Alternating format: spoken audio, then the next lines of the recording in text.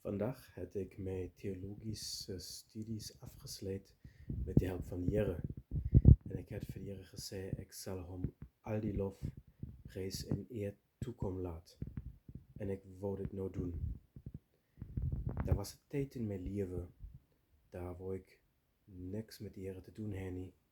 Ik heb gezegd dat God een leenaar is en zijn woord een lieg is. En God heeft mij gestraft. Maar hij heeft mij ook vergeven nadat hij mij gestraft heeft. En ik is onbeschrijfelijk blij voor alles wat de Heer in mijn leven gedaan heeft. En ik wil voor jullie zeggen, met God is niks onmogelijk.